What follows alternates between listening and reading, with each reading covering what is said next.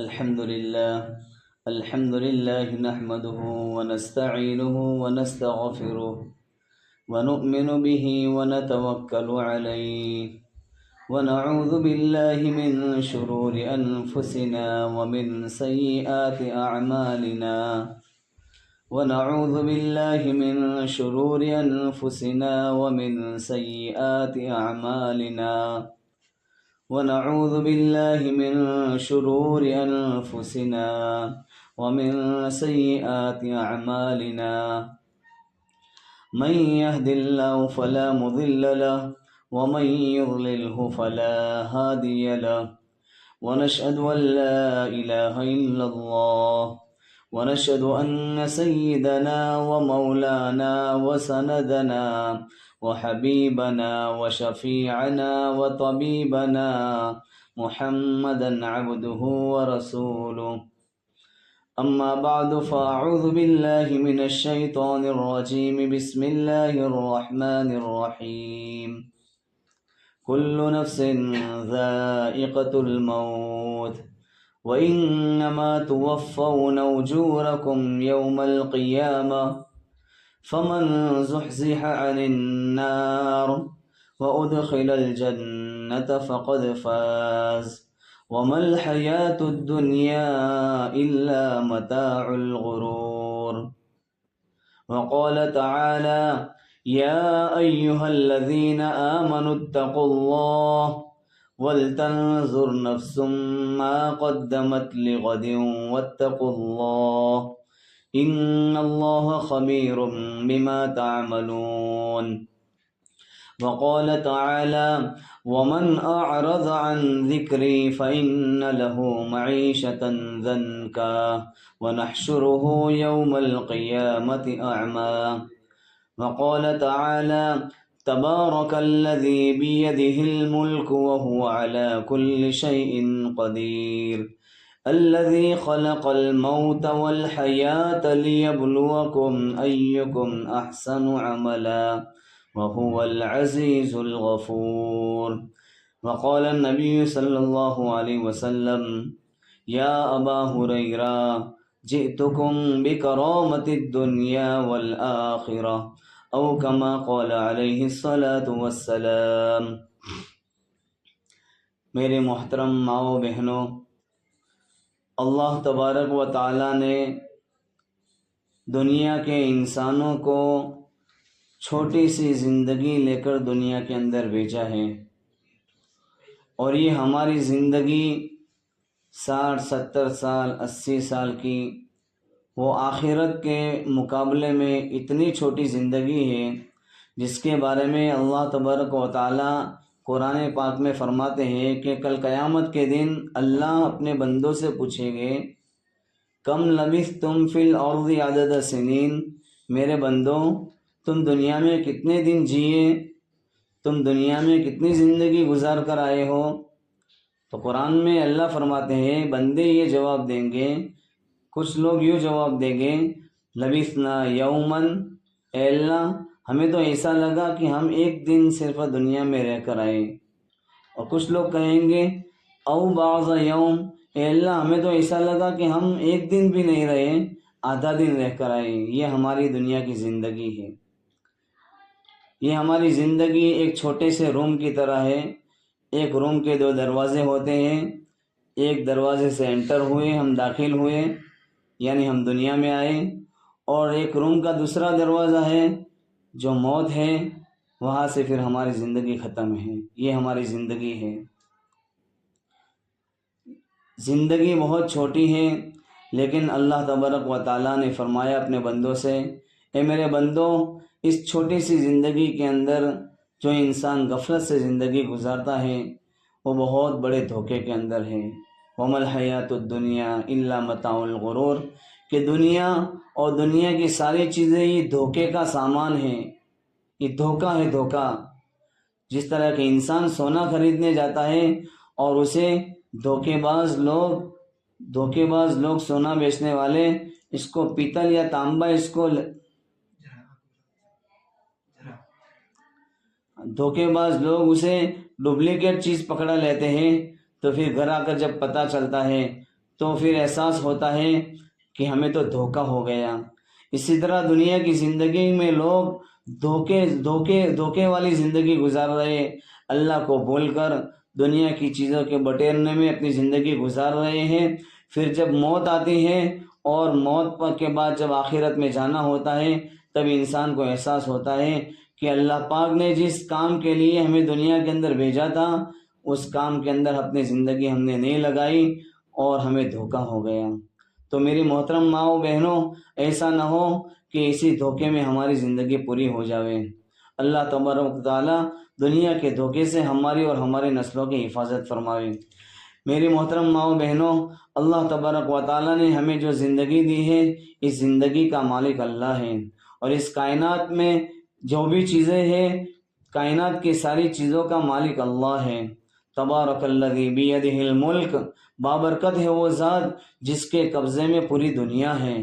پوری دنیا کا کنٹرول، دنیا کی ہر ایک چیز کا کنٹرول اللہ کے ہاتھ میں ہے۔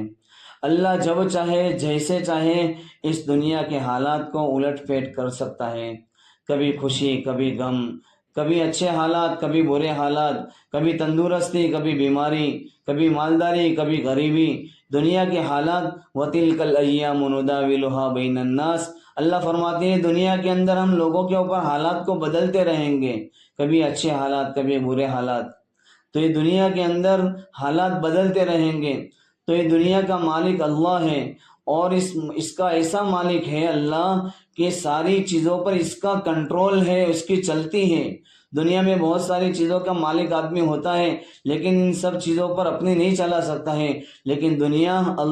دنیا کی ہر چیز کا مالک اللہ ہے، اور ایسا مالک ہے کہ اس کے اوپر صرف ایک اللہ کا کنٹرول ہے،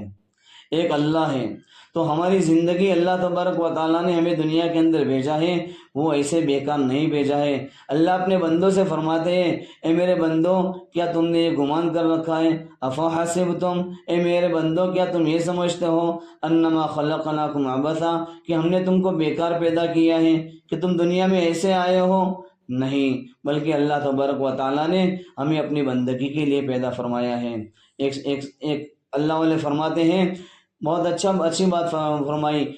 زندگی برائے بندگی، زندگی بے بندگی شرمندگی، زندگی برائے بندگی، کہ زندگی اللہ کی بندگی کے لیے ہے، زندگی اللہ نے اپنی بندگی کے لیے بنائی ہے۔ ایک حدیث میں اللہ فرماتے ہیں، اے میرے بندے میں نے تجھے اپنے لیے پیدا کیا ہے، یعنی میرے عبادت کے لیے پیدا کیا ہے۔ اور پھر آگے فرماتے ہیں، اے میرے بندے اگر تو میرا نہیں بنا تو پھر دنیا میں تو کسی کا نہیں اور تیرا بھی کوئی نہیں۔ تو ہم اللہ کی بندگی کے لیے بنے ہیں، لیکن اللہ کی بندگی کا مطلب ہمیں سمجھنا چاہیے۔ ہمیں دھوکہ یہاں ہوتا ہے، اللہ کی بندگی صرف نماز پڑھ لینا، قرآن پڑھ لینا، روزے رکھ لینا اور صرف عبادت نہیں ہے، بلکہ اللہ کی بندگی کا نام ہے اللہ کے سامنے اپنے آپ کو سرنڈر کر دینا، یعنی دنیا کی زندگی کے سارے کام، صبح سے لے کر شام تک، پیدائش سے لے کر موت تک، جتنے ہماری زندگی کے احوال ہیں اور جتنے زندگی کے کام ہیں، ان تمام کاموں کے اندر ہمیں اللہ کے حکم کو دیکھنا، اللہ کی مرضی کو دیکھنا، کہ مجھے اللہ نے دنیا میں آنکھ دی، ہاتھ دیے، پیر دیے، مجھے آنکھ کیسے استعمال کرنا، کہاں استعمال کرنا، مجھے کیا بولنا کیا نہیں بولنا، مجھے کیا کھانا کیا نہیں کھانا، مجھے کیا سوچنا کیا نہیں سوچنا، کیا کرنا کیا نہیں کرنا ہے، کیسے کرنا، ان ساری چیزوں کے اندر اللہ کے حکم کو مان کر زندگی گزارنا، یہ ہے اصل بندگی۔ نماز پڑھ کر کسی کی نافرمانی کرنا، نماز پڑھ کر کسی کو گالی دینا، نماز پڑھ کر کسی کی غیبت کرنا، نماز پڑھ کر کسی کے ساتھ دھوکہ کرنا، یہ بندگی نہیں ہے۔ بندگی اصل اللہ کے ہر حکم کو پورا کرنا، اور رسول اللہ صلی اللہ علیہ وسلم نے زندگی گزارنے کا جو طریقہ بتایا ہے، جسے اسلام کہا جاتا ہے، اسلام اللہ تبارک و تعالیٰ نے انسان کی فطرت کے اوپر بنایا ہے، یعنی دنیا کے انسانوں کو جن چیزوں میں فائدہ ہوتا ہے اللہ پاک نے اس کو نیکی بنا دیا، اور جن چیزوں میں انسانوں کا نقصان ہوتا ہے اللہ تبارک و تعالیٰ نے اس کو گناہ بنا دیا، یہ ہے اسلام۔ اس لیے اگر دنیا کی زندگی اگر ہم سلامتی والی بنانا چاہتے ہیں تو ہم اسلام کی زندگی کے اندر آوے، ہم اپنے آپ کو اسلام والا بناوے، ہم اپنی زندگی کے اندر اسلام کو داخل کریں، تو اللہ پاک ہماری زندگی کو سلامت سلامتی والی بنا دیں گے۔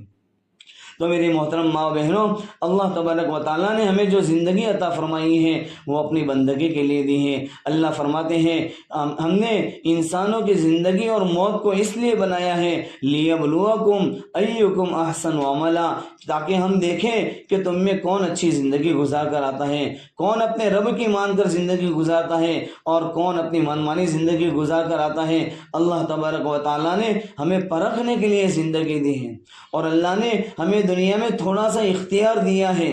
تھوڑا سا اختیار دیا ہے، یعنی اس دنیا کے اندر انسان کو اللہ پاک نے مجبور محض، یعنی ایسا بھی نہیں بنایا کہ کچھ کرنا چاہے اور نہ کر سکے، ایسا بھی نہیں بنایا، اور قادر مطلق بھی نہیں بنایا، مختار کل بھی نہیں بنایا کہ جو کچھ کرنا چاہے وہ کر لے۔ اللہ پاک نے انسان کو تھوڑا سا اختیار دیا ہے، اس اختیار والی زندگی کے اندر کہ بندہ غلط کر سکتا ہے، لیکن وہ بندہ اپنی اس غلط والی زندگی کو صحیح زندگی بناتا ہے۔ غلط دیکھ سکتا ہے لیکن اپنے آپ کو، اپنے آنکھوں کو غلط دیکھنے سے روکتا ہے، غلط بول سکتا ہے، غلط کسی کے ساتھ کر سکتا ہے، لیکن اپنے آپ کو اس سے آپ بچاتا ہے اور اللہ سے ڈر کر زندگی گزارتا ہے، اللہ کی مان کر زندگی گزارتا ہے۔ اللہ کے رسول علیہ الصلوۃ والسلام نے زندگی گزارنے کا جو طریقہ اپنے امت کو بتایا ہے اس طریقے پر زندگی گزارتا ہے۔ تو پھر اللہ تبارک و تعالیٰ فرماتے ہیں من عمل صالحا منکم من ذکر او انثی، کہ جو تم میں سے میری اچھی زندگی گزار کر آئے گا، عمل صالح کے ساتھ زندگی گزارے گا، اللہ کو مان کر اور اللہ کی باتوں کو، اللہ کے حکموں کو مان کر زندگی گزارے گا، اور رسول اللہ صلی اللہ علیہ وسلم نے زندگی گزارنے کا جو طریقہ بتایا ہے، دنیا کے ہر کام میں، دنیا کا کوئی کام ہمارا ایسا نہیں ہے کہ جس میں ہمارے نبی نے اس کام کا کرنے کا طریقہ نہ سکھایا ہو،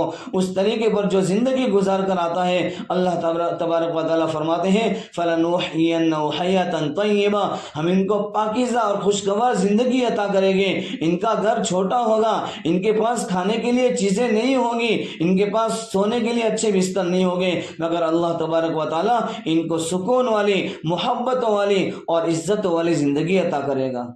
اور پھر اللہ نے ایک جگہ پر فرمایا وَمَنْ أَعْرَضَ عَنْ ذِكْرِي، جو مجھے بھول کر زندگی گزارے گا، جو ہمارے حکموں کو بھلا دے گا، نمازوں کو چھوڑے گا اور ہمارے حکموں کو توڑ کر زندگی گزارے گا اور میرے نبی کے طریقے کے خلاف زندگی گزارے گا، اللہ فرماتے ہیں فَإِنَّ لَهُ مَعِيشَةً ضَنْكًا، جو ہمیں بھول کر زندگی گزارے گا ہم اس کو اس کی دنیا کے اندر تنگ کر دیں گے، اس کے گھروں میں بٹھا کر ہم اس کے گھر میں اسے تنگ کر دیں گے، اس کو پریشان کر دیں گے۔ اس لیے اگر ہمیں خوشگواری والی اور اچھی اور محبتوں والی اور عزت والی اگر ہمیں زندگی چاہیے تو ہمیں اپنے اللہ کے حکموں پر زندگی گزارنا پڑے گا، اللہ کی مان کر زندگی گزارنے پڑے گا، اس لیے کہ اس دنیا کی سارا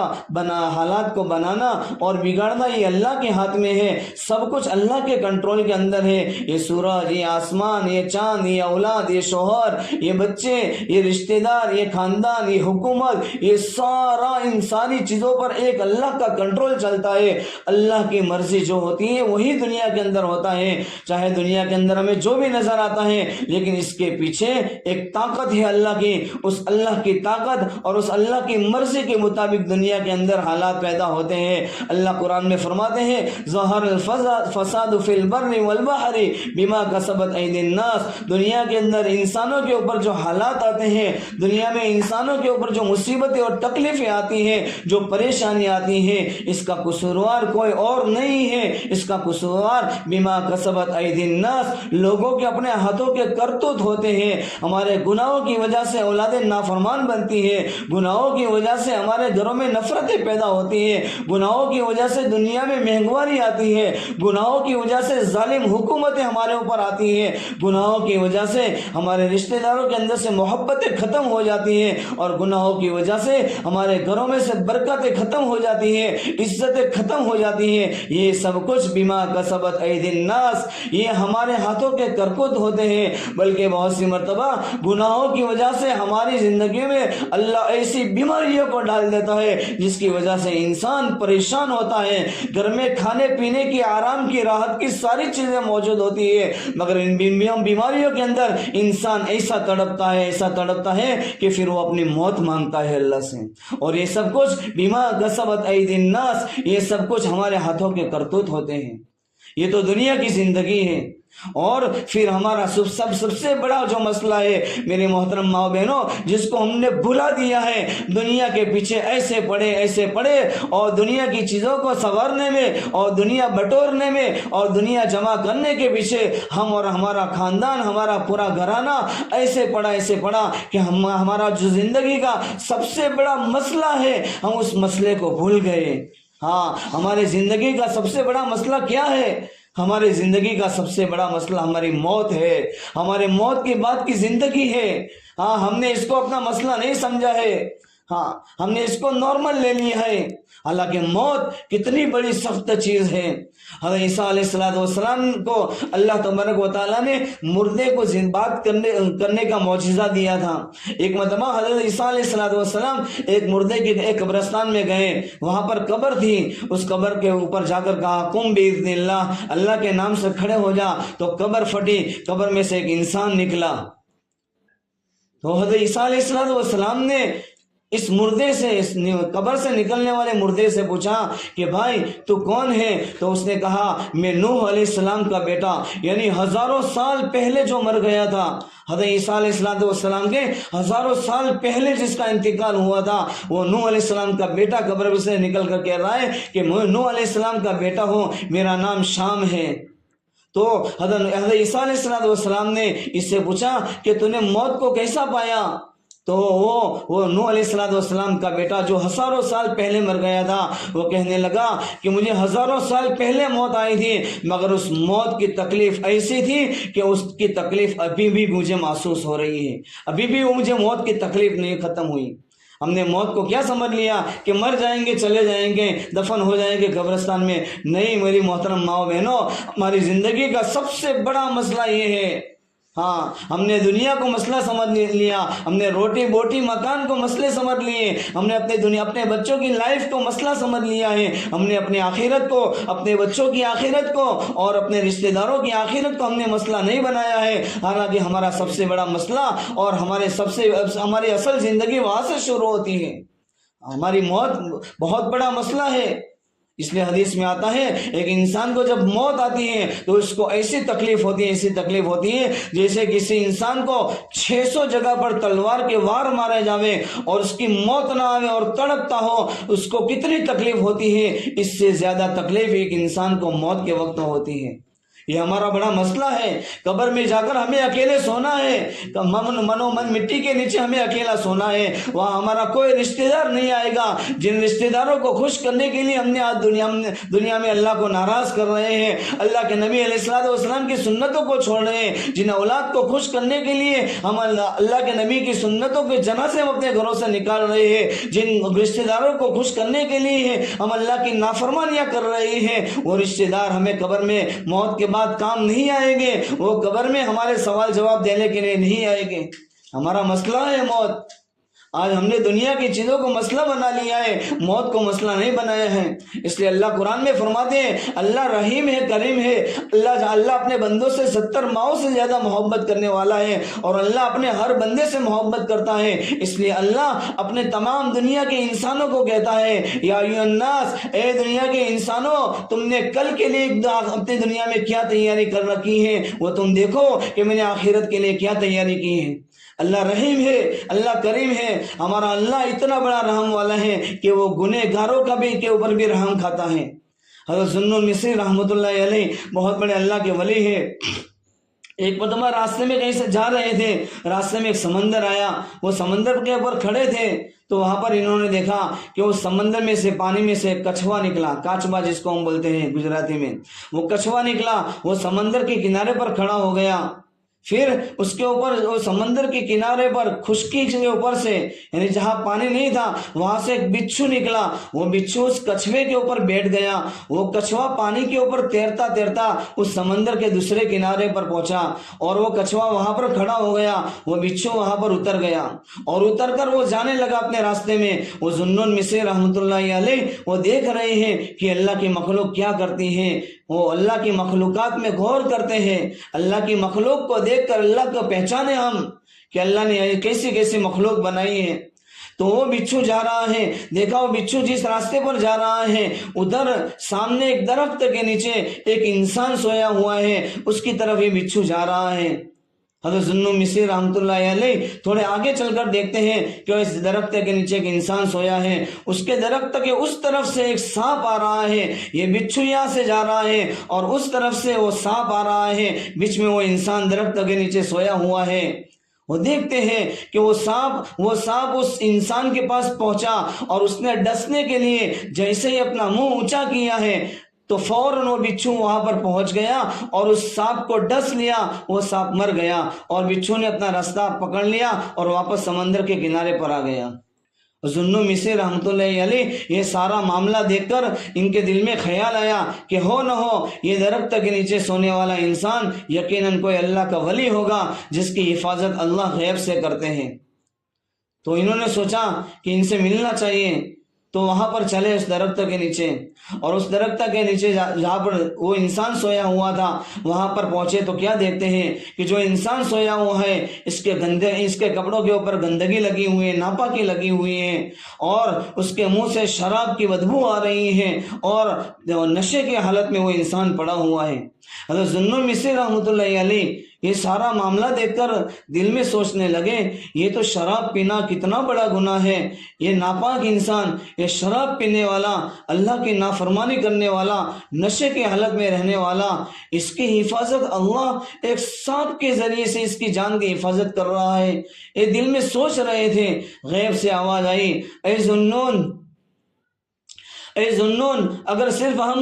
اپنے نیک بندوں کی حفاظت کریں گے تو بتاؤ ہمارے گنہگار بندوں کی حفاظت کون کرے گا؟ یہ اللہ ہے جو اپنے اتنے شراب پینے والا گنہگار بندے سے اتنی محبت کرتا ہے۔ میرے محترم ماں بہنوں، اگر ہم اس اللہ کے اوپر ایمان لا کر اس اللہ کے احکام کو پورا کریں گے، اس کی نمازیں پڑھیں گے، اس کے احکام کو پورا کریں گے اور اس کی مان کر زندگی گزاریں گے تو اللہ ہمارے اوپر کتنا رحم کھائے گا۔ یہ ہمارا اللہ ہے، اس سے دوستی کر کے تو دیکھیں، اس سے تعلق کر کے تو دیکھیں، دنیا والوں سے دوستی کی ہمیں کیا ملا؟ ارے اللہ سے دوستی کر کے دیکھو، اور اللہ سے دوستی کرنا ہے تو کیا کرنا؟ اللہ سے دوستی کرنی ہو تو ہمیں اللہ کے حکموں پر زندگی گزارنی پڑے گی، اللہ کی باتوں کو ماننا پڑے گا، اللہ کی مرضی۔ جیسے ایک دوست دنیا میں ہمارا کوئی ہوتا ہے تو دوستی جب تک رہتی ہے جب ان کی باتوں کو ہم مانتے ہیں، ویسے ہی ہم اللہ کی باتوں کو مانیں گے، اللہ کے حکموں پر زندگی گزاریں گے، اللہ سے تعلق پیدا ہوگا۔ آج ہمارا تعلق اللہ سے کٹا ہوا ہے،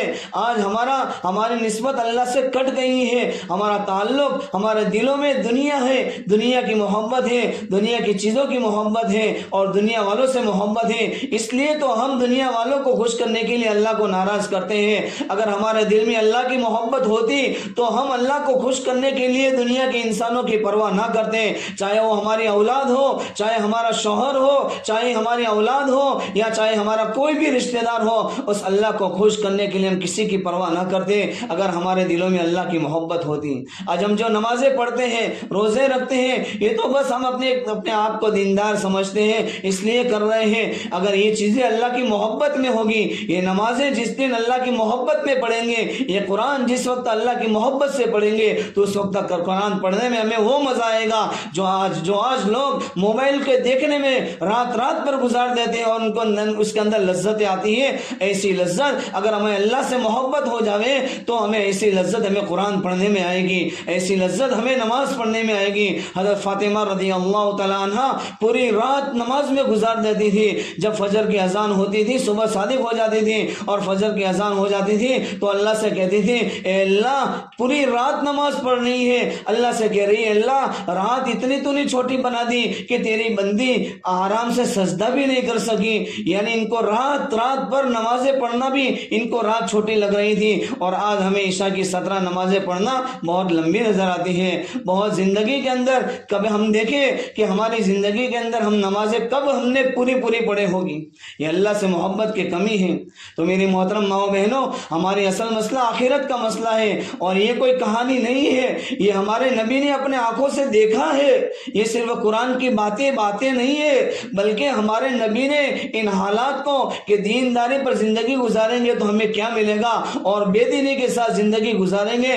تو وہاں پر کیا کیا سزائیں اللہ نے رکھی ہے، کیا کیا تکلیفیں اللہ نے بنائی ہے، وہ ساری چیزیں اللہ کے رسول علیہ السلام نے اپنے آنکھوں سے دیکھا ہے۔ ہم نے تو بیانوں کے ذریعے سے، کتابوں کے ذریعے سے سنا ہے، لیکن ہمارے نبی نے اپنی سگی آنکھوں سے وہ دیکھا ہے، اور وہ باتیں آ کر اللہ کے رسول علیہ السلام نے اپنے امت کو بتایا ہے کہ میرے امت والو، تم دنیا کی زندگی میں دھوکے میں نہ پڑنا، ہمیں موت کا مزہ چکھنا ہے، اور موت کے بعد زندگی ہے، اور موت کے بعد دنیا میں جو اعمال ہم نے کیے ہوں گے، فَمَن يَعْمَلْ مِثْقَالَ ذَرَّةٍ خَيْرًا يَرَهُ، ہم نے ذرہ برابر نیکی کی ہوگی وہ بھی اللہ کل قیامت کے دن حاضر کرے گا۔ وَمَن يَعْمَلْ مِثْقَالَ ذَرَّةٍ شَرًّا يَرَهُ، ہم نے دنیا میں جو بھی کسی کے ساتھ برائی کی ہوگی، جو بھی کسی کے اندر ہم نے کسی کو تکلیف دی ہوگی، ہم نے اللہ کی نافرمانی کی ہوگی، یا اللہ کے کسی بندے اور بندی کو ہم نے ستایا ہوگا، تکلیف دی ہوگی، کسی کی غیبت کی ہوگی، ان سب کا حساب اللہ وہاں پر حاضر کرے گا، اور دنیا کے تمام انسانوں کے سامنے ہماری زندگی کی ساری رپورٹس پوری دنیا کے انسانوں کے سامنے بتائی جائے گی۔ ہمارے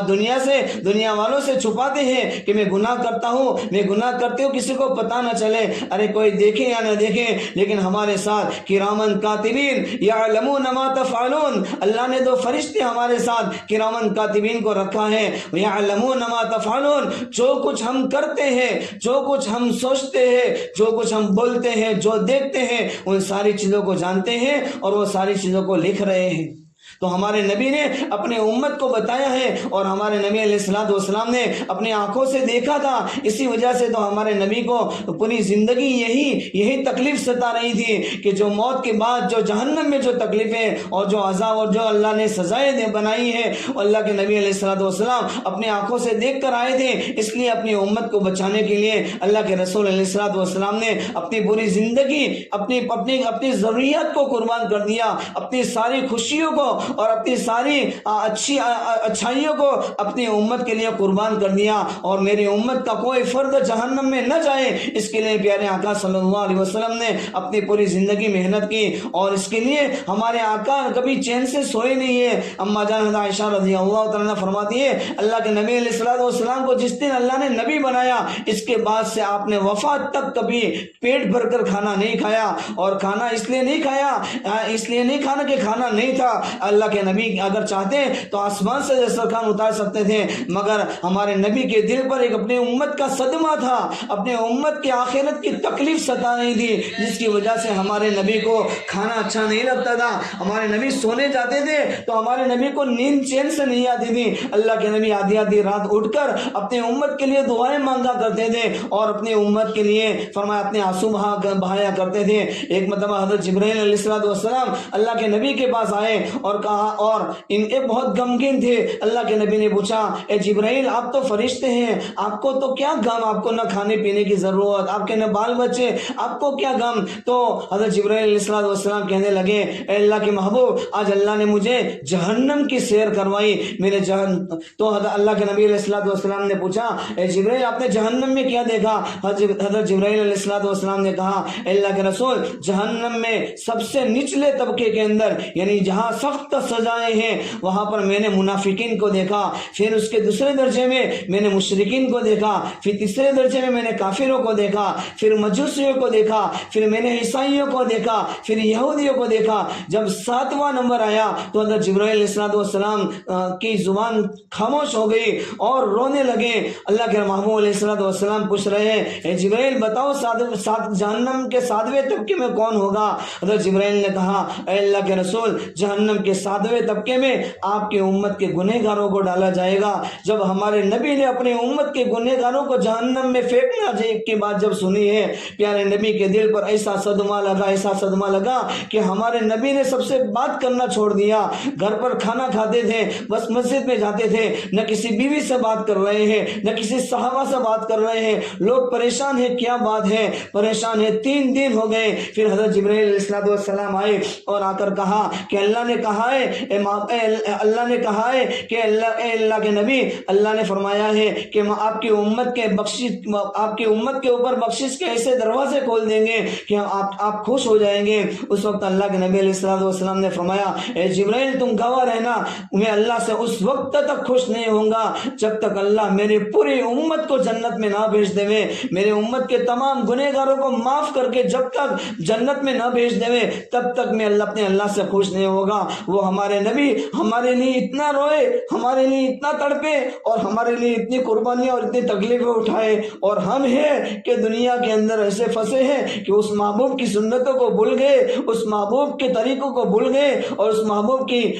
قربانیوں سے جو شریعت جو امت تک اور جو دین پہنچایا تھا اس دین کو بھول گئے، اور اس دین کو سیکھنے کے لیے بھی ہمارے پاس ٹائم نہیں ہے، اور وہ دین ہماری زندگی میں سے چلا گیا، ہمارے بچوں کی زندگی میں سے چلا گیا، ہمارے رشتہ داروں کی زندگی میں سے چلا گیا۔ دنیا کے بارے میں تو بہت دوسروں کو سمجھاتے ہیں، مگر اس نبی کی سنتوں کے بارے میں ہم اپنی اولادوں کو سمجھانا چھوڑ دیا، ہم اپنے گھر والوں کو سمجھانا چھوڑ دیا، اس لیے کہ ہمارے دلوں میں اللہ اور اس کے نبی کی پرواہ نہیں ہے۔ وہ نبی ہماری اتنی پرواہ کرتے تھے، وہ نبی پوری زندگی ہماری پرواہ کرتے رہے، اور ہم دنیا والوں کی پرواہ کرنے کے لیے اس نبی کو ناراض کر رہے ہیں، اس نبی کے طریقوں کو چھوڑ رہے ہیں۔ یاد رکھنا، جب کوئی مسلمان دنیا میں نبی کی سنت کو چھوڑتا ہے تو اس کی تکلیف نبی کو قبر میں ہوتی ہے۔ ہم جب نبی کی شریعت کو خلاف زندگی گزارتے ہیں اس کی تکلیف نبی کو ہوتی ہے۔ وہ دنیا میں ہمارے نبی جیتے تھے، وہ کفار ہمارے نبی کو چین سے جینے نہیں دیتے تھے، اور آج کے مسلمان ہمارے نبی قبر میں آرام کر رہے ہیں۔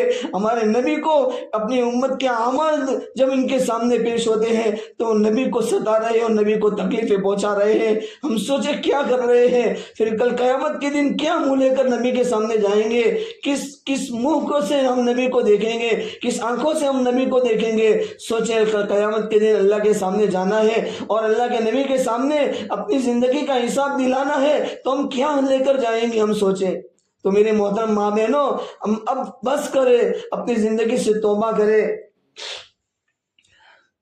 اور اپنی آخرت کی فکر کرے۔ اللہ نے زندگی ہمیں اس لیے دی ہے، آج کا دن ہمارے ہاتھ میں ہے، پھر کیا ہوگا ہمیں پتہ نہیں ہے۔ اپنی زندگی کو بنانے کے لیے ہم اللہ کے سامنے توبہ کریں اور بقیہ کی زندگی اللہ کے حکموں کے ساتھ گزاریں، اور جو اللہ کی نافرمانیاں کی ہم نے اس سے سچے پکے دل سے اللہ سے توبہ کریں۔ اللہ فرماتے ہیں، میرا بندہ کہیں کتنے بھی گناہ کر کے آئے لیکن میرے سامنے ایک دن سچے دل سے اگر معافی مانگ لے گا تو میں ان کو معاف کر دوں گا، میں کسی کی پرواہ نہیں کروں گا۔ اللہ کو کون پوچھے گا کہ کیوں معاف کر دیا؟ اللہ ہمیں معاف کر دیں گے۔ اس لیے آج سے ہم سچی پکی توبہ کریں اور اپنی زندگی کو صحیح گزارنے کی فکر کریں، نمازوں کا اہتمام کریں، پردوں کا اہتمام کریں، اپنے گھر والوں کی نمازوں کی اور اپنے گھر والوں کی دینداری کی فکر کریں۔ اللہ پاک نے آپ کو گھر کی ملکہ بنایا، عورت گھر کی رانی ہوتی ہے، گھر میں عورت کا چلتا ہے۔ اللہ پاک نے آپ کو گھر میں ملکہ بنایا ہے، ملکہ بنایا ہے۔ آپ اپنے گھروں کے اندر جس طرح دنیا کی چیزوں کی فکریں کرتے ہیں اس طرح ہم اپنے بچوں کی، اپنے گھر والوں کی آخرت کی فکر کریں، تو انشاءاللہ اللہ ہماری دنیا بھی بھلی بنائے گا اور اللہ ہمارے موت کے بعد کی زندگی بھی اللہ اچھی بنائے گا۔ اس دین کو سیکھنے کی